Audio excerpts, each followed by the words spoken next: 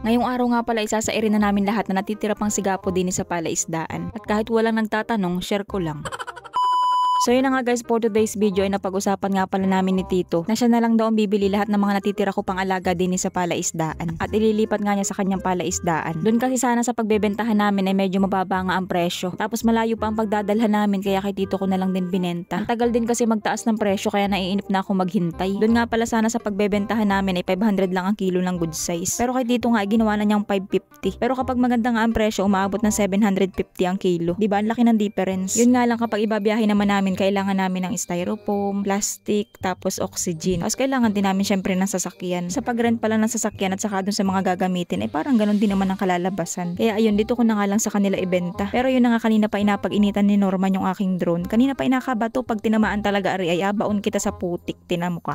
Nga pala hindi na ako nakisali sa pag-harvest nila at ako'y nag-video na laang. Hindi ko nga lang mapataas ng sobra yung drone kasi malakas ang hangin sa taas na tagilid. Hindi ko nga pala kasama ngayon ang team hibasanan at gawa ng may mga lakad sila. Nga pala dito nila nililipat yung mga sigapong nakukuha nila din sa akin palaisdaan. Malapit lang din ito sa palaisdaan ko. Wala lang, share ko lang. Nga pala may nababasa akong comment na sabi sa akin dapat fish cage na lang daw yung pinagawa ko, hindi palaisdaan. Para daw mas maganda mag-alaga ng sigapo. Tingnan mo ito, pakalmanin baga, marunong pa baga sa akin. Hindi po tama naman po siya, talaga mas maganda alagaan ng mga sigapo ay sa fish cage. Kasi sariwa lagi ang tubig. Ang ayoko lang kasi doon once na bumagyo ay wala na, sira na ang fish cage. Hindi tulad sa palaisdaan, kahit bumagyo, hindi naman basta-basta nasisira ang palaisdaan. Oy, bakit parang nagagalit ka na naman? Pero alam niyo po dito naman sa amin, halos lahat ng mga palaisdaan dito ay ganyan din ang laman. At ayun, kumikita naman sila. Pero ayun, pagdating man sa akin ay lugi, pang-asar. Yung una nga pala namin hinarvest na 2 pitak ay nako, hindi namin nakuha yung tamang bilang na inilagay ko doon. Kasi nga anong nangyari, nagkalahok-lahok sila, nagsama ang mga maliliit at malalaki. Ang ending, kinain ng malalaki yung maliliit. Kaya ang daming nawala. Dapat pala ipinagawan ko na muna ng pilapil itong palaisdaan din sa gitna. 'Di ba dati nga nakaharang lang diyan ay lambat. Ay nabutas ang lambat, ay di nagsama-sama na sila. Pero yun nga wala naman na tayo magagawa at nandyan na. Ang importante ay hindi naman tayo luging-lugi. Nandun pa lang naman tayo sa lugi pa lang.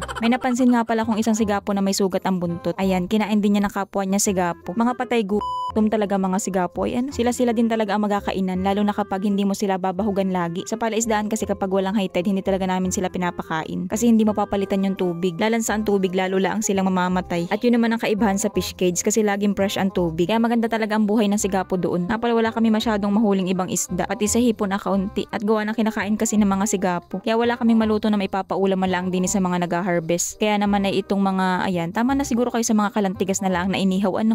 Biglaan kasi itong pag-harvest kaya hindi ako nakabili ng may papaulam man lang sa kanila. Kaya naghihintay ako na may mahuhuli silang ibang isda para may paulam ko sa kanila. Kaso nga lang wala kasing ibang isda na mahuli, hindi tulad sa kabilang pitak. May mga nahuli kaming bangus. Kaya naman mga sigapo na lang ay papaulam ko sa kanila. At silang ay nagatawanan. Social daw at ang paulam ay sigapo. Hindi nila alam yun na yung sahod nila.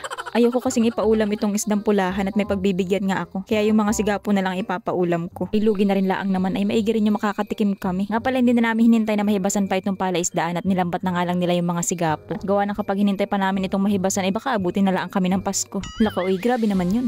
Hindi kapag hintayin pa kasi namin humibas ay nako, mamumulubin na naman ako sa gasolina kaka-water pump. Kaya naman ayan, sinisid na lang ng pinsan ko.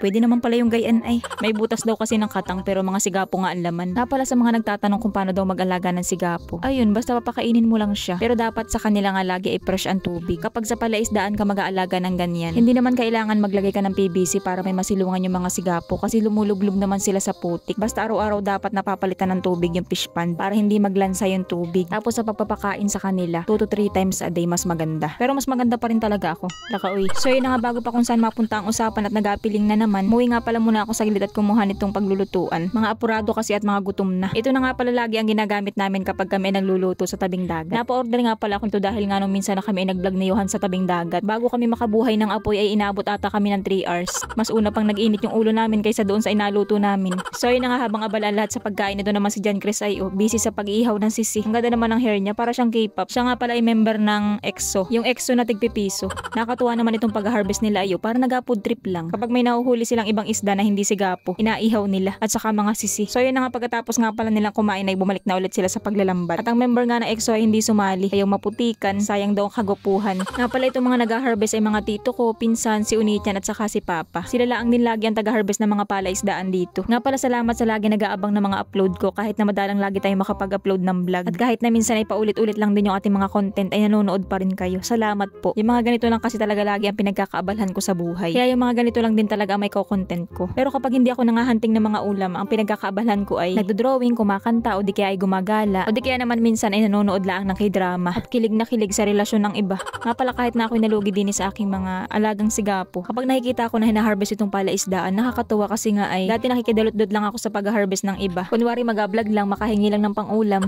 Tapos dati talaga hinihiling ko na sana kahit maliit na palaisdaan lang magkaroon ako ng sarili kong akin. At ayun nga pinagkaloob naman sa akin. Nagbunga ang pagtsatsaga ko sa panghihibasan kahit kainitan. Naalala ko tuloy yung hirap ko noon bago ako mag-monetize. Talaga naman kahit sobrang kainitan, basta may hibas, go ako lagi. Hindi lang araw-araw pati gabi-gabi ako nagawa ng content. Nakatulog na nga ako sa hibasanan kakagawa ng content. Naranasan ko yung binalibag ko talaga ang timba sa sobrang pagod. Pero pinulot ko din naman, abay sayang. Tapos naranasan ko rin yun na para akong tanga nagkakikisay sa higaan at ayaw ko na nga bumangon at nakakapagod na. Wala namang nanonood sa aking mga content. Pero papalipasin ko lang yung pagod ko at ayun, larga ulit sa paggawa ng content. Nakakatuwa isipin yung pinagdaanan ko bago ako na-monetize. Masasabi kong hindi lang ako basta sinwerte. Pinaghirapan ko rin talaga. At nakakatuwa kasi hindi ko akalain na aabot ako sa 1.2 million followers. Maraming salamat po sa inyo mga katabudi. So yun na nga mabalik tayo at kung saan-saan na naman napupunta ang usapan. At maga-shoutout muna ako. Shoutout kay Rondel Gulyaba, Marcel Francisco, Mean Molina, LC Pigalkin, Linlin from Korea, Monica Di Guzman, Elma Naranjo, at belated happy birthday sa'yo, Dem Pawid Garcia. Nga pala maraming klase ang sigapo at meron nga klase ng sigapo dito na tinatawag naming buhanghang. Ito ay 1.5 daw ang kilo ng good size. Grabe, ang mahal no, buti pa ang sigapo, mahal. Ay ako kaya. Ay sus, dadali na naman siya ay mapupunta na naman sa kakirihan ang topic. Ibubukod nga pala ni Papa yan at sa iba ibebenta kasi mahal nga yan. Iba kasi ang presyo niyan kumpara din sa mga karaniwang sigapo na inaalagaan sa palaisdaan. Yung pangalawa nga pala dinampot ni Papa, yun naman yung klase ng sigapo na tinatawag sa aming susi. Iba rin ang presyo noon. Tapos ito nga pala mga pulahan o red snapper, hindi ko na nga pala pinabenta at may pagbibigyan ako niyan. At saka aring isang katang na naligaw din sa palaisdaan. Nagsiuwian na nga pala sila Papa pero may narinig pa nga ako nagkalabsaw din sa palaisdaan. Abay sayang to, malaki pa naman. Mukhang tegi na siya, sayang naman. Mura lang kasi ang presyo kapag patay na. Ihawin ko na lang kaya. Charis, wag, sayang.